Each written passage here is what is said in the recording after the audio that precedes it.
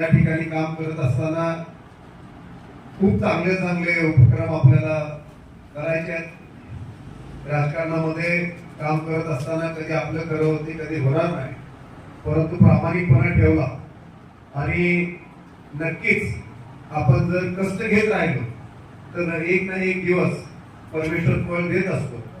ते कधी तुम्हाला मिळेल, कधी यांना मिळेल, कधी त्यांना मिळेल।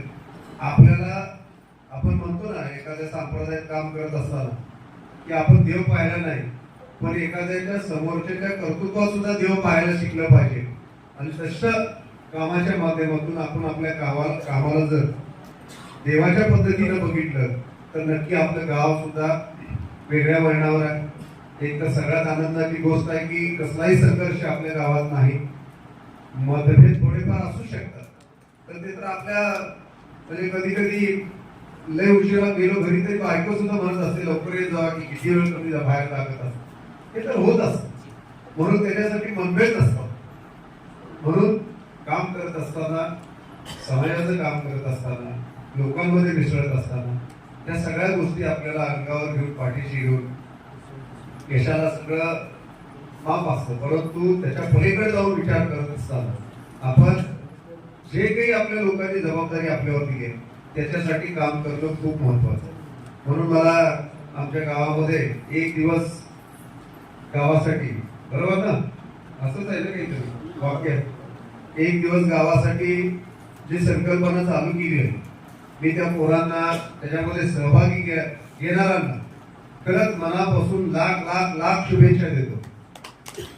आणि तेच कल्पना घेऊन विविध अर्पणचं सुद्धा मी आज या ठिकाणी पाहिलं, वडाळा सुद्धा चालू झाला। मी ते आव्हान त्या पोरांनी जे सुरू केले त्यांना मी म्हणतो की हे महाराष्ट्रभर होऊ शकतं, हे महाराष्ट्रभर होऊ शकतं। महाराष्ट्रातली गावं तुम्ही हे जे करता का एक दिवस गावासाठी, त्याची प्रणिती तुम्ही होऊ शकता। त्याचं गाव, ते आपलं गावाने हे संकल्पना घालून दिली असं महाराष्ट्रावर चित्र होऊ शकतं। फक्त तुम्ही कुठं कमी पडू नका, तुमच्या पाठीशी परमेश्वर आई, यमाई, नागनाथ महाराज, नरसिंह महाराज सगळे उभा राहतील।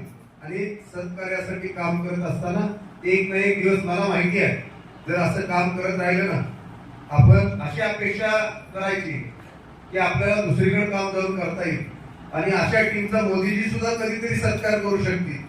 कारण मला माहिती आहे या भारतीय जनता पार्टीचं छोट्या छोट्या कामावर इतक्या मोठ्या प्रमाणात लक्ष असतं, परंतु ते स्वरूप व्हायला आपल्याला चंदनासारखं उघडून घ्यावं लागतं आणि मगच त्या चंदनाचा कपाळी गंध लागतो आणि त्याचा सुवास दरवळतो। तशी नोंद आपली सुद्धा होऊ शकते, फक्त आपलं सातत्य खूप महत्वाचं आहे।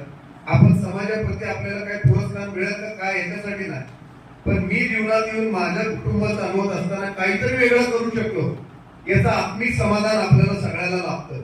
आणि म्हणून मी मोठ्या संख्येने सांगत असतो की आपण याच्यामध्ये भाग घ्या, सहभाग घ्या।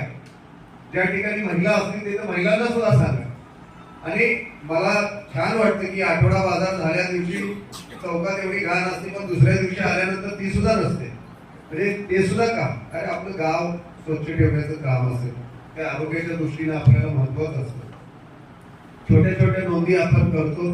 आज विविध अर्पण घेतलं, वडाळ्याने सुरू केलं, 36 गावांनी सुरू केलं। समजा त्या गावात कुठं नाही झालं असेल तर तिथं जाऊन बैठक घेऊन तुम्ही सांगा, अरे आम्ही करतो, तुम्ही बी करायला सुरू करा। ही भूमिका, कारण चांगलं हे आपल्याला नेहमी नेहमी सांगावं लागतं आणि म्हणून चांगलं सांगण्यासाठी, चांगलं करण्यासाठी वेळ जेवढा जास्तीत जास्त देता येईल तेवढा आपण सगळ्यांनी द्यावा, एवढीच मी आपल्याला या निमित्तानं विनंती करतो। तुम्ही